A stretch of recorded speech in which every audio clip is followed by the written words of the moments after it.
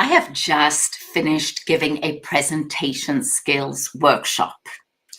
And one of the things that comes up time and time again when people are talking about giving presentations or facilitating meetings is how do we maintain momentum?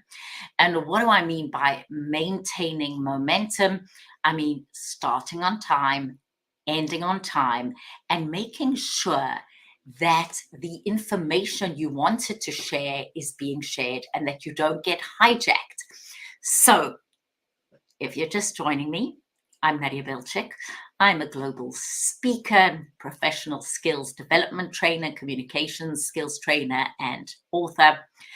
And for many decades now, I have been speaking about how to master your presentation skills, how to master your interpersonal communication, and maintaining momentum if you're facilitating a meeting or giving a presentation is so important.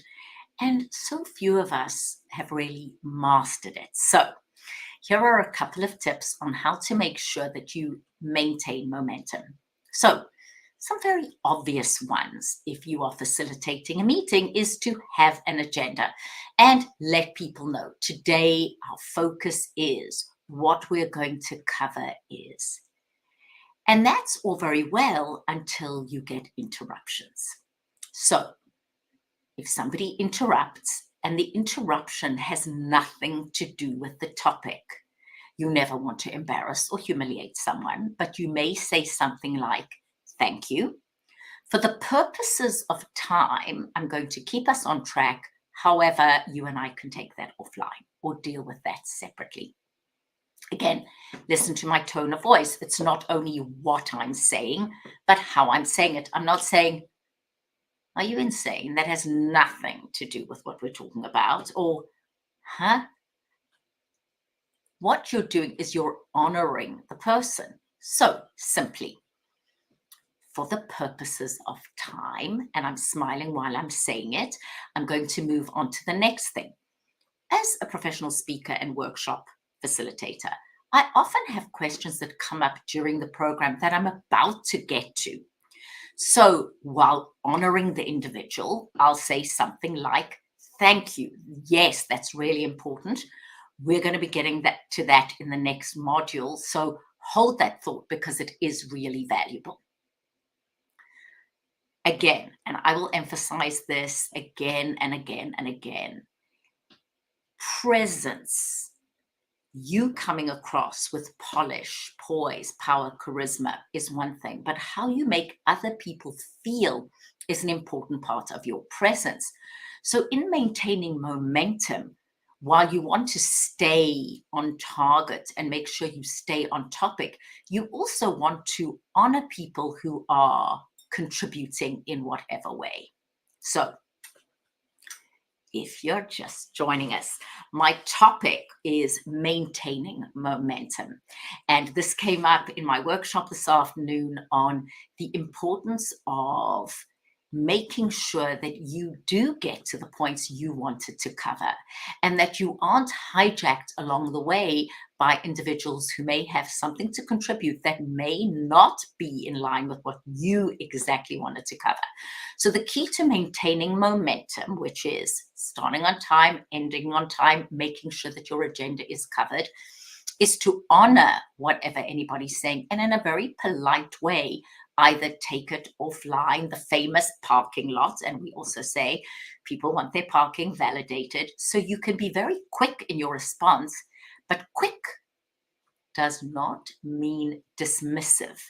Dismissive is somebody comes up with something that maybe is not relevant right now, and you go, we're getting to that. Dismissive. Honoring the person is thank you. Yes, it's important. We are getting to that. As facilitators, as speakers, as presenters, last week I spoke a lot about the importance of inviting participation. It is absolutely essential that in everything we do, we invite participation. If it's virtual, we want people to type into the chat. or we want them to raise one of their reactions or simply raise their hand. In person, you want to invite participation, but participation can become derailing if it means you don't get through your agenda, or it means the meeting is going to end later than anticipated. So I will repeat for those of you who are just joining us, something as simple as, thank you for that. For the purposes of time, I'm going to move ahead. However, that's something we can discuss next week, or you and I can take that offline. I can't tell you how many meetings I have been in where the entire meeting is hijacked by one individual with one issue that has little to do with everyone else. And because the facilitator or the speaker doesn't have the skill to do what I'm suggesting, everybody else is bored, disinterested, and irritated. So we want to prevent that. And we live at a time where information overload has never been greater. For us as speakers, as meeting facilitators, the ability to cut through the clutter has never been more important. So your tip, please, in maintaining momentum is to graciously acknowledge the question or what may appear to you as an interruption. Give a quick solution to make sure that the person feels heard and acknowledged, and then move on. If you do tell somebody you're going to follow up with them, make sure that you do. But there is nothing worse than having an entire event, meeting, presentation hijacked by one person's issue. And note, I am using both the verbal, what I'm saying, and the nonverbal. And sometimes I have to be very firm. I might say, really appreciate that thought, and I might have to literally gesture if somebody is becoming a little combative. And by the way, that leads us to our next topic, which is going to be managing dissent.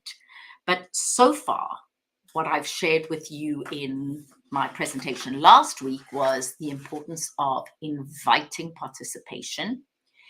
And today we've touched on the importance of maintaining momentum. Maintaining momentum also means that you start your meetings or your presentations on time. So another tip is, if people are logging on or still walking into the room, I always start on time. I never punish the prompt, but I may start with something that is, please go around the room and introduce yourselves, or I don't do a formal introduction until everyone is there, but that doesn't mean I don't start with something of interest that engages people. So please ensure that you not only invite participation, but in all your meetings and presentations, you are the person controlling the situation, but we want to control it in a gentle, gracious way that honors each and every participant so that they do feel comfortable to contribute. So I'm Nadia. For more information on my workshops and keynotes and coaching, please go onto nadiaspeaks.com. And I did want to share one thing with you today, which is a way of immediately engaging or hooking your audience. And this is an excellent way of inviting participation.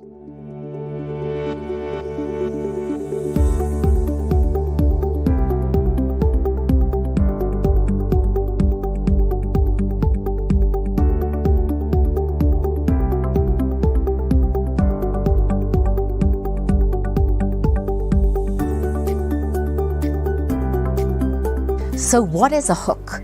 A hook is the beginning of your presentation. It's that first couple of minutes. It's the prime real estate. It's in that first couple of minutes that all your audience decides, is this person worth paying attention to, or should I mentally zone out? So whether you are giving a presentation in person or virtually, please remember that there's certain ways that you can immediately grab your audience's attention. You can ask them a question, a statement, a fact. You can tell a story that links into your subject matter, or you can go situation, complication, question, or message. So if we're talking to an audience about working from home and why working from home should be something that we continue to do.